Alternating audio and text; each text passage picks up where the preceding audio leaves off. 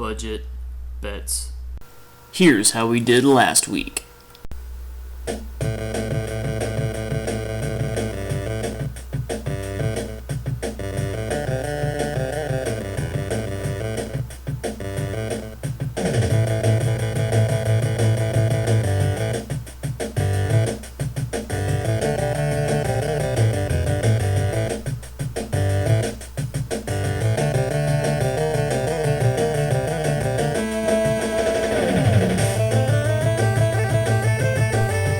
Welcome back, low rollers, to Low Budget Bets. Looking at the NFC Championship game and AFC Championship game. We're almost done with Yeah, football. I know. That's it. But I'm Ray, I'm Dean. and let's get to the picks. Let's do it.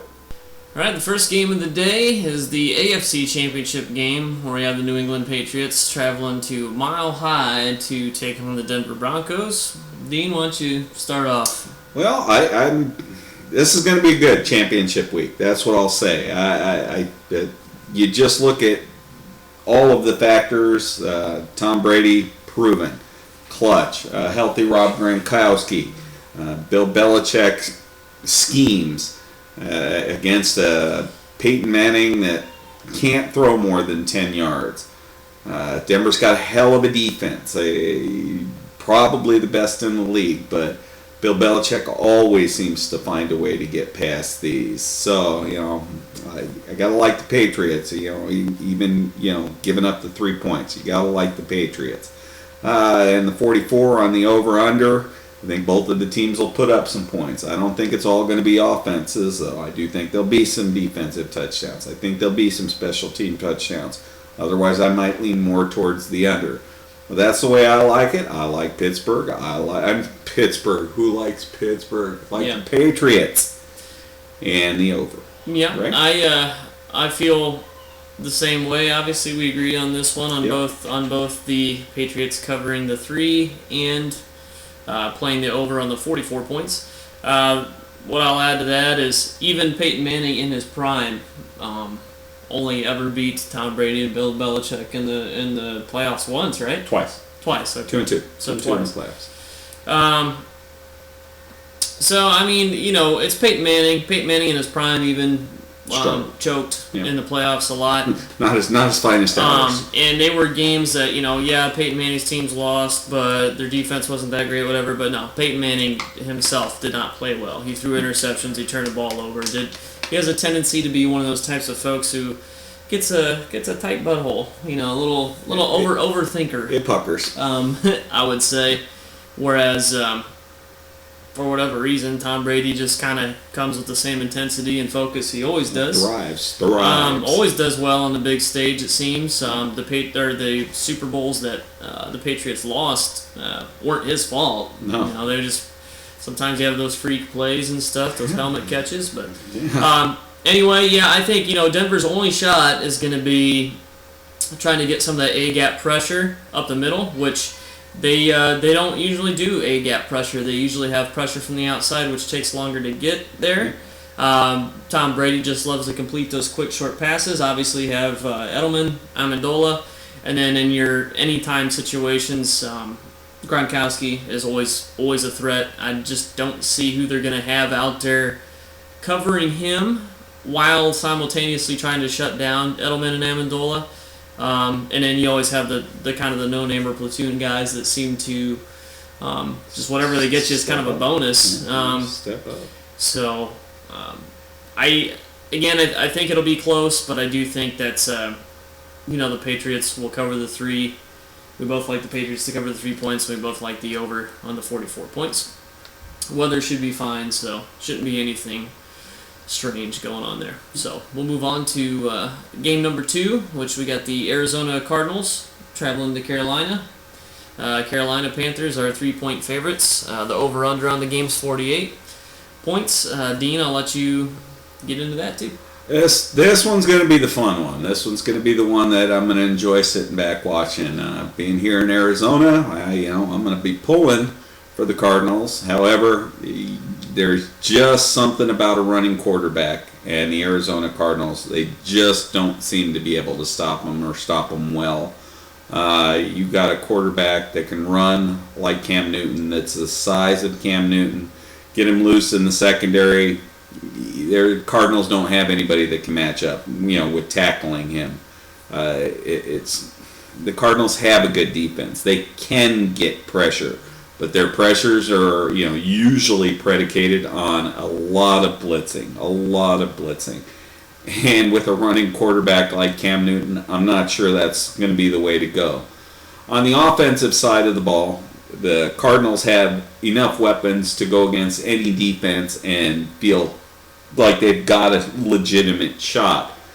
However, Carolina's defense with Kuechly and Davis in the middle of the linebackers, Kewan Short coming up the middle, the offensive line of Arizona has not been their strong Questionable. point.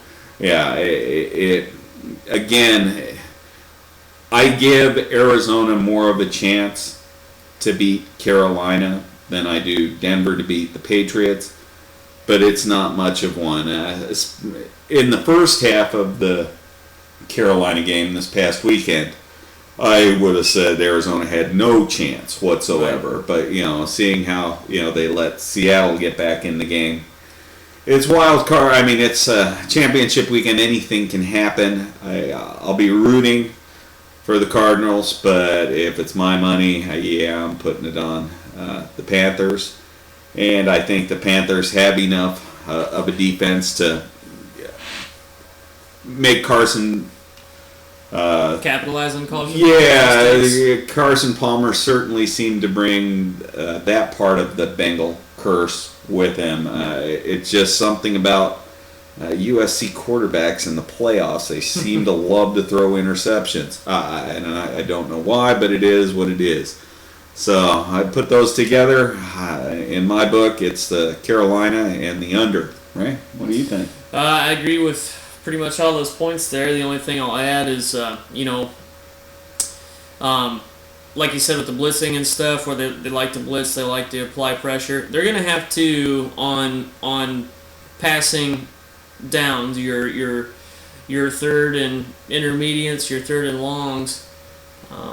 It sounds crazy to say in the NFL, but instead of having that extra guy blitz, they're going to have to dedicate a guy to spy Cam Newton on a lot of those, because even in those 3rd and 7s to 3rd and 15s, sometimes he finds a lane and he takes off and he runs past the defensive line and linebackers, and he runs through the DBs.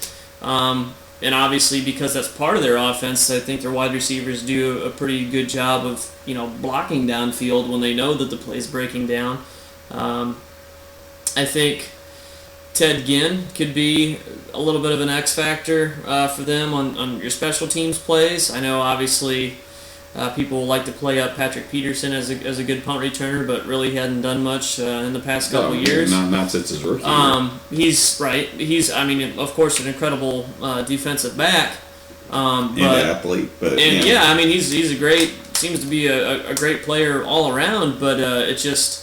And that leads me, like I said, just to the Cardinals' strengths on defense. You talked about their weaknesses on offense, but their strengths on defense of having good DBs to cover wide receivers and getting a decent pass rush sometimes. With it looks like Dwight Freeney has really helped him out. Yeah, definitely. And on the pass rush. Yeah. But the Panthers are just going to be running the ball down your throat, either with Cam Newton or Jonathan Stewart. Yeah. And I would say if the Cardinals do have a weakness on defense, it would be consistently stopping the run. I would say no one has an answer. Tight ends, stopping the tight end. Yeah. Also and that's another one is Greg Olsen has been playing pretty well too. It's just the Panthers' offense. On paper at the start of the year didn't seem like it'd be that big of a deal, but man, they're just clicking on all cylinders. Defensively, I will say if the Cardinals are going to have a shot, the Carolina Panthers' only kind of knock on them, I guess, would be their DBs aren't super awesome. They have decent DBs, but nowhere near as good as their linebacking core and defensive line. Josh Norman overrated. So if Larry Fitzgerald does what Larry Fitzgerald does in the playoffs, if you get John Brown trying to take the top off the defense, I don't know. I just have a bad feeling Carson Palmer will play not that great, I guess. He will be their Achilles heel. And realistically, the Packers could have beaten the Cardinals pretty handily if a couple more of those interceptions would have been caught by the Packers rather than dropped, which kind of brings me to another thing I wanted to talk about, which was Clay Matthews talking about the whining and crying about the playoff rules. What do you think about that? I like anything that pisses Clay Matthews off just because of this one thing. That is exactly what you get, Clay Matthews, for that sticking your hand out to help up Palmer, who graciously accepts, and then you just pull it away. Yeah. What kind of crap is that? I really, really expected better from you. So just for that whole thing, good. Yeah. Good, I hope you're whining. Next time, if you're going to stick your hand out, help the guy up. That's it. If you don't want to help him up, don't stick out your hand. That's very, very classless. I mean, we talk about in today's day and age of the defenseless receivers and the late hits on the quarterbacks, and people get fined, and you got the concussions and all the violence and stuff, and the injuries, and that part of it, obviously. And that's not Clay Matthews. No. You don't see him, and that's what I'm pulling saying down is those kind of you have things. Devontae Burfict trying to roll up on people's ankles and Yeah. hitting people late. You have that kind of stuff, and that stuff sucks and it's classless. But usually people kind of own up to it, or they'll apologize later. But the whole, sticking your hand out to help somebody up, especially Carson Palmer. Like, I know the guy, character-wise, for the most part, should be pretty good. I'm talking about Carson Palmer.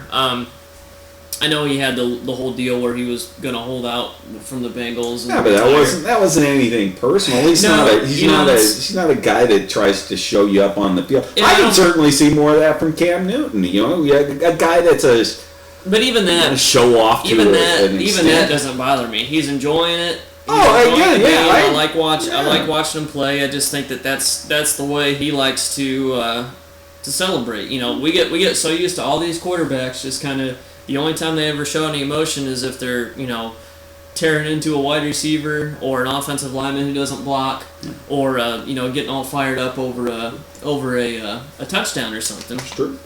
But Cam Newton, he's out there. I mean, it's no different. The thing is everyone gets on Cam Newton about his celebrations for stuff, but what is he doing that Odell Beckham Jr. doesn't do? Oh, What is he doing that any running back or any wide receiver in the league that they catch a ball for a first down? Celebrate mediocrity. First down thing. It's like But the thing is I understand you don't have a problem with it. I don't have a problem with it necessarily, but it's that so many people have an issue with it. And it's like, listen, how many other people, and I don't know if it's a race thing, that didn't make any sense to me either, because it's like every other player that's doing it's black for the most part. You have white players doing it. You have whoever. Yeah. It's like they get a first down, they score a touchdown, they celebrate. No one says hardly anything about that, but because Cam Newton does it, it's like, because he's smiling, because he's got nice white teeth. I don't know. And it makes no sense. He keeps giving the ball to the kids, so screw it. And he gives you give the ball to the kids, you know what? That's Plus, I remember, this is kind of getting way off topic now, but right before Thanksgiving, I saw an interview with him on ESPN where it's like, I think it was Thanksgiving night, he's in an apron serving turkey and crap to underprivileged kids and kids, They just out there he should be, resting up, obviously, because he gets banged up all the time and preparing for games and whatever. And everyone wants to talk about how he's a terrible human being because he celebrates first downs and touchdowns. Meanwhile, I don't see any other quarterbacks. I mean, you see players in the NFL, but I Okay. don't see quarterbacks dishing out turkey. Well, here, let's take this one step further. I don't know about you, but I wasn't out there serving turkey to the less fortunate. I wasn't serving turkey to anybody. I was. I didn't even eat was at turkey on home. Thanksgiving. Oh no, I did. Oh, I ate plenty and then some and stuff. So, but it's football, and in the end, it is just a game. And you should have. And he's some fun enjoying with it. Yeah. And Yeah, stuff, he's so- making millions of dollars doing it. Yeah, and he looks damn good doing it. What's wrong with enjoying it? It's not.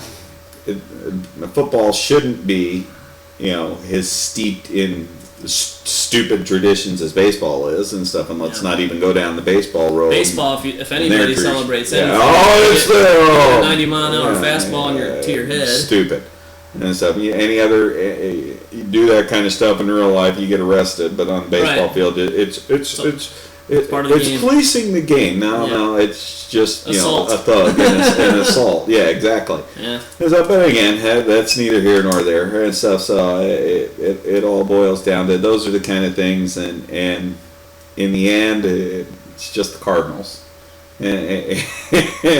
who just seem to find a way to something. It's just always something. Even the we'll take a page out of Russell Wilson. Even all of the glorious things that Kurt Warner did for not just the Rams, but certainly the Cardinals. And still, even then, he just bring them up a little bit short. I don't think the Cardinals can get this far, and I don't think anybody on the Cardinals has enough of the divine intervention factor going. So Well, it still was a good ride for him. it was. But anyway. Just like us here at Low Budget Bet, our ride here is almost over It's for this almost over. sports year. This is my favorite weekend, though. It seems like the AFC Championship game, NFC Agreed. Championship game typically tend to be better games than the Super Super Bowl. Bowl. Obviously, last Not year's Super Bowl was recently. awesome. A lot of them have been good recently, but for or especially in the early '80s or late '80s or early '90s, it was all just blowouts. Yeah.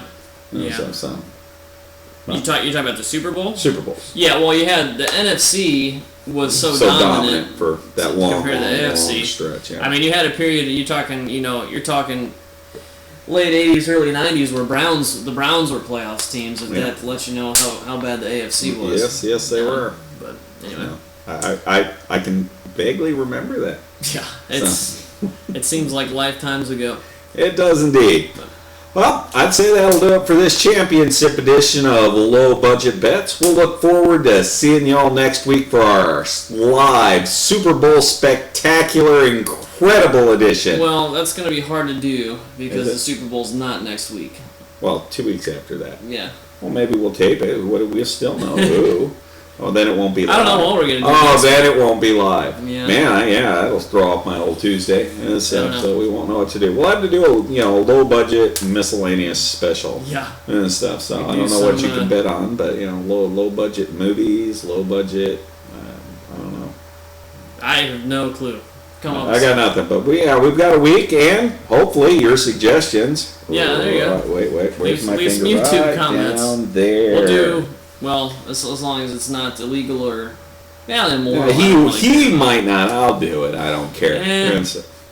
Yeah. Well, that'll do it. And until then, I'm Dean, I'm Ray. and we'll see you next time on Low Budget Bets.